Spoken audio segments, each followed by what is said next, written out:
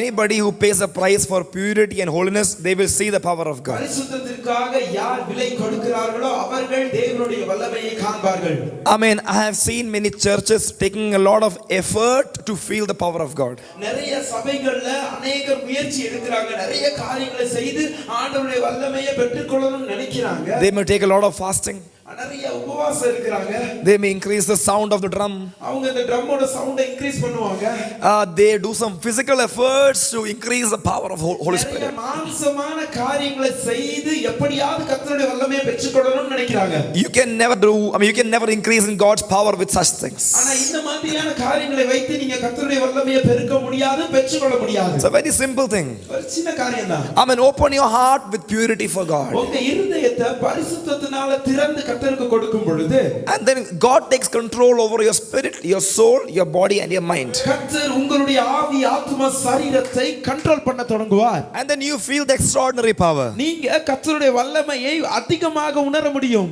During the time of our forefathers, நம்முடைய முற்பிதாக்களை குறித்து நாம் பார்க்கும் பொழுது, they did not have many instruments to play with. அவங்களுக்கு நிறைய இன்ஸ்ட்ருமெண்ட்ஸ்லாம் எதுவும் கிடையாது. Sometimes the drum would break, it'll completely, what do you call, it'll have a tear in the middle. ஒரு சில நேரம் ட்ரம் எல்லாம் கிழிஞ்சு போயிடும். And then they will put a tape in the middle. அந்த ட்ரம்ல டேப் ஒட்டி இருப்பாங்க. It's like an ambulance. அது ஒரு ஆம்புலன்ஸ் மாதிரி இருக்கும். They'll put it in a sign of a cross. அதுல கிராஸ் மாதிரி போட்டு டேப் ஒட்டி இருப்பாங்க. But even then they will beat and ஆனாலும் அதுல அடிப்பாங்க அவங்க. I mean, they had no money. அவங்களுக்கு பணம் இருக்காது வாங்குறதுக்கு. They had no good stage like this. அவங்களுக்கு இந்த மாதிரி நல்ல ஸ்டேஜ் இல்ல. When it rains, the ceiling would leak. மழை பெஞ்சிச்சுனா மேல இருந்து தண்ணி கீழ வரும். That was not a matter at all. ஆனா அதெல்லாம் அவங்களுக்கு ஒரு விஷயமே இல்ல. I mean, even in the church there was no clock. அவங்க சபையில கடிகாரம் கூட இல்லாம இருந்தது. I mean, and they would keep worshiping the Lord. ஆனாலும் அவங்க கர்த்தரை தொடர்ந்து துதித்து கொண்டே இருந்தாங்க. But now, as we have increased in so much of luxury, ஆனா இப்பொழுது நம்ம அதிகமா அந்த லக்ஸரியை விரும்புறதுனால, I mean, we don't feel the power of God. ஆனா கர்த்தருடைய வல்லமை அதனால நம்மளால உணர முடியல. Now churches are doing so many things to increase the power of God. கர்த்தருடைய வல்லமையை அதிகப்படுத்துறதுக்கு சபைகள் ஏதோ செய்கிறார்கள். They are paying more rent. அவங்க அதிகமா ரெண்ட் கொடுக்கறாங்க. They are bringing many instruments. நிறைய இன்ஸ்ட்ருமெண்ட்ஸ் வாங்கி வைத்துக்கறாங்க. And if on Sunday they don't feel the power of God, they will bring one more instrument.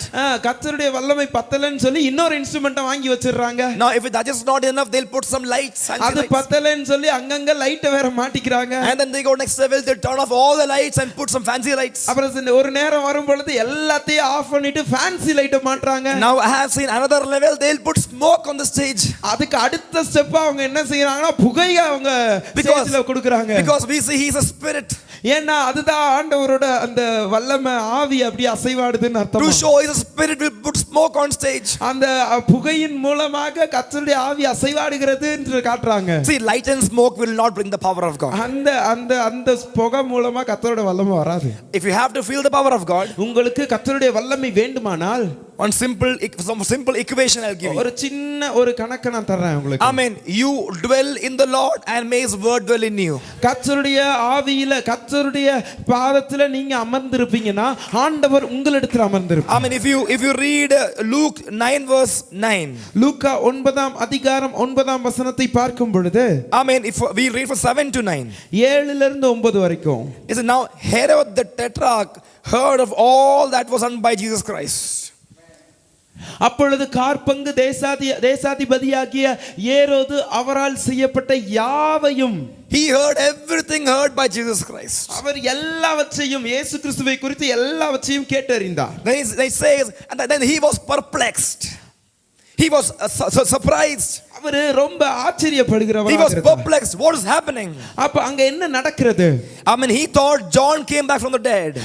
யோவான் மீண்டுமாய் கூட எழுந்து வந்ததை பார்க்கிறார். அவர் நினைச்சார் அப்படி. Then he thought maybe Elijah came back. ஒருவேளை எலியா மறுபடியும் உயிர் தெழுந்து வந்துட்டாரோன்னு அவர் நினைக்கிறாரு. Because he had heard about John and what he had done. ஏன்னா யோவானை பார்க்கிலும் இங்க அந்த காரியங்கள் அதை விட அதிகமாக நடந்து கொண்டிருக்கிறது. He had heard about John's authority. யோவானுடைய அதிகாரத்தை அவர் பார்க்கிறார். He has heard about John's baptism. யோவானுடைய ஞானஸ்தானத்தை குறித்து அவர் இந்த இடத்துல He had பார்க்கிறார். heard about John's birth. யோவானுடைய அந்த வல்லமையை இந்த இடத்துல பார்க்கிறார். But because John became a threat to Herod, ஏன் அந்த யோவானுக்கு ஏன் அவர் வந்து அந்த இந்த மிரட்டலை கொடுக்கிறார் என்றால், because Herod did not like John, he had to kill John.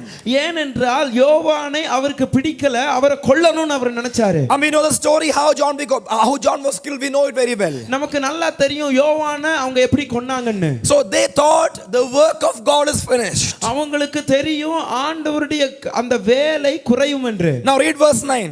அந்த நேரத்துல If you read verse 9, 9ஆம் வசனத்தை நாம் பார்க்கும் பொழுது, and Herod said, அந்த ஏரோது சொல்லுகிறார், John have I beheaded. யோவானை தலை சிறைச்சேதம் பண்ணினார்கள். John I have killed. யோவான் கொல்லப்பட்டார். I have finished the work of God. யோவானுடைய வேலை, கர்த்தருடைய வேலை இந்த பூமியில நிறைவேறிற்று. But now he's saying something over here. ஆனால் இந்த இடத்துல இன்னொரு காரியம் குறிப்பிடப்படுகிறது. I have killed him. அவர் கொல்லப்பட்டார். But who is this? ஆனா யார் அது? But who is this? யார் அது? About whom I hear such things. யார் அந்த மாதிரியான காரியத்தை மீண்டும் நான் கேட்கிறேனே. Who is this man? யார் இந்த மனிதர்? Herod, you should know one thing. ஹெரோது, உனக்கு ஒன்னு தெரியாது. You should be a great man. You would be a great man. நீ ஒரு பெரிய ஆளா இருக்கலாம். But you should remember one thing. ஆனா ஒரு விஷயத்தை நீ தெரிந்து கொள். When God begins something, ஆண்டவர் ஒரு காரியத்தை துவங்கி விட்டால், he will not stop it. ஆண்டவர் அதை முடிக்க மாட்டார். His power will multiply. ஓ, கர்த்தருடைய வல்லமை பெரிதாகும். His wonders will multiply. ஓ, மிராக்கிள், அதாவது அற்புதங்கள் அதிகமாகும். You may try to kill somebody, நீங்க யாரையாவது கொல்லணும்னு நினைச்சா, but that death will not stop God's work. அந்த மரணம் கர்த்தருடைய வேலையை நிறுத்தாது. Before you kill him, somebody will rise up. அவரை கொல்வதற்கு முன்பதாக இன்னொருவர் எழுப்பி வருவார். Cain killed Abel. காயின் ஆபேலை கொன்றார். Cain thought everything is over. Cain நினைச்சார் இதோட எல்லாம் முடிஞ்சிரும்னு. Abel's blood was taken by Cain. ஆனா ஏபேலுடைய ரத்தம் காயினால் எடுக்கப்பட்டது. He was murdered by his own brother. அவரோட சொந்த சகோதரரால கொல்லப்பட்டார். Because Abel was a worship leader. ஏனா ஏபேல் வந்து ஆராதனை வீரராக இருந்தார். He used to give to God worship. அவர் ஆண்டவரை ஆராதிக்கிறவராக இருந்தார். But Cain thought his work is over. ஆனா காயின் நினைச்சார் அவரோட வேலை முடிந்தது. But Bible says, ஆனா வேதாகமம் சொல்லுகிறது, his blood still speaks. அவருடைய ரத்தம் தொடர்ந்து பேசினது என்று. The enemy thought when Lord Jesus Christ is nailed on the cross, the work is over. ஓ, எல்லாரும் நினைச்சாங்க ஆண்டவரை சிலுவையில் அறைஞ்சிட்டா எல்லாம் முடிந்தது என்று. Devil thought his work is over. பிசாசு நினைச்சா இதோட முடிஞ்சிரும்னு. But the moment Jesus said it is finished, ஆனா அந்த மொமெண்ட் எந்த நேரத்துல ஆண்டவர் இதெல்லாம் முடிந்தது என்று சொன்னாரோ, the actual work began. அப்பதான் உண்மையான வேலை தொடங்கினது. Do you know what happened there? அதுக்கு அப்புறம் என்ன நடந்துச்சு தெரியுமா? Every blood of Jesus Christ became a seed. எல்லா ஆண்டவருடைய ஒவ்வொரு சொட்டு ரத்தமும் விதையாக முளைத்தது. It became a seed. அது விதையாக முளைத்தது. You and I came from that. நீங்களும் அதனால தான் இங்க இருக்கிறோம். Somebody will come and persecute you. சில பேர் உங்களை வந்து கஷ்டம் துன்பம் படுத்தினால், remember the work is going to multiply. ஓ, நல்லா தெரிஞ்சுக்கங்க, நீங்க பெருக போறீங்கன்னு. It's going to multiply. நீங்க பெருக போறீங்க. What happened during corona? Corona காலத்துல என்ன நடந்தது? Somebody had corona. நிறைய பேருக்கு கொரோனா வந்தது. Somebody had corona. சில பேருக்கு கொரோனா வந்தது. He went to maybe to a bus stop. அவங்க ஒருவேளை பஸ் ஸ்டாப்புக்கு போகலாம். Maybe went to a train. அவங்க ஒருவேளை ட்ரெயின்ல போகலாம். The people there had corona. அந்த people இருக்கிற இடத்துல எல்லாருக்கும் கொரோனா வரும். They came to India had corona. அவங்க இந்தியாக்கு வந்தாங்க, இந்தியாவும் கொரோனா பெற்று. India went to America had corona. இந்தியால இருந்து அமெரிக்கா போனா அமெரிக்காவிலயும் கொரோனா வந்துச்சு. Corona was spreading worldwide. எல்லா பகுதியிலும் corona பரவுச்சு. But corona had to stop one day. ஆனா ஒரு நாள் கொரோனா நிறுத்தப்பட்டது. But the word of God says, ஆனா வேதாகமம் சொல்லுகிறது, the Lord says, you will Horeb மலையை பார்க்கும் பொழுது, when he came down from there, அங்கிருந்து இறங்கி வரும் பொழுது, he blessed Elisha and Jehu. அவர் எலியாவையும் ஜெகுவையும் ஆசீர்வதித்தார். He blessed Elisha and Jehu. எலிஷாவையும் ஜெகுவையும் ஆசீர்வதித்தார். And Jehu was the reason to kill this woman called Jezebel. ஜெகு தான் காரணமாக இருந்தார். Jehu killed Jezebel. ஜெகு எசபேலை கொன்றார். Remember, God will anoint you.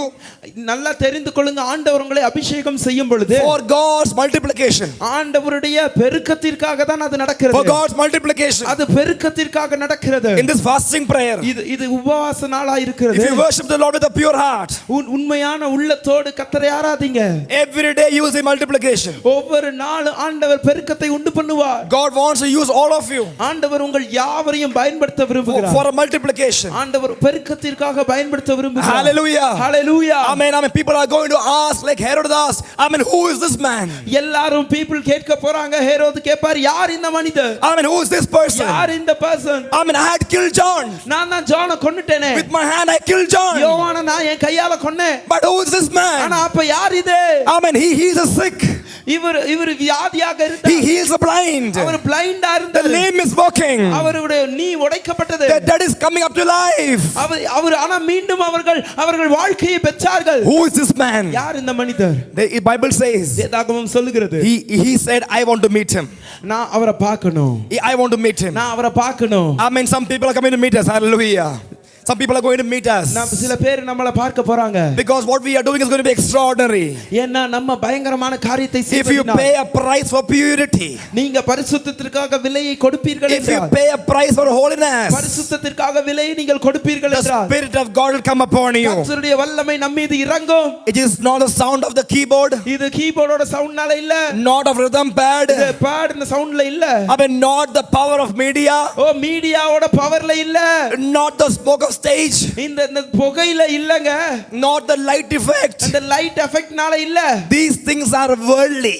இது எல்லாம் உலக காரியம். We need instruments to praise him. இந்த இன்ஸ்ட்ருமென்ட் நமக்கு தேவை கர்த்தரை உயர்த்த. You don't need smoke to worship God. Smoke எல்லாம் நமக்கு தேவையில்ல. Don't artificially praise God. ஆர்ட்டிஃபிஷியலா கர்த்தரை உயர்த்த முடியாது. Bible says he needs your heart. வேதாகமம் சொல்லுகிறது கர்த்தர் உங்கள் இருதயத்தை தான் கேட்கிறார். You are the temple of the living God. நீங்க கர்த்தருடைய ஆலயமா இருக்கிறீர்கள். I mean God dwells in you. ஆண்டவர் உங்களுக்குள்ள வாசம் செய்கிறார். I mean when the temple of God walks in some place.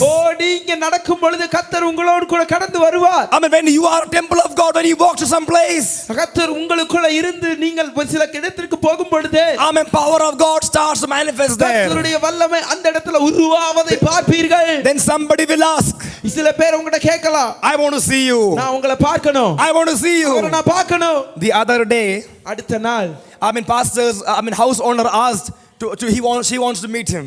அந்த ஹவுஸ் ஓனர் கேட்டாங்க, என்னைய வந்து அவங்க பார்க்கணும்னு. Why did she ask that? ஏன் அப்படி கேட்டாங்க? They went everywhere to pray.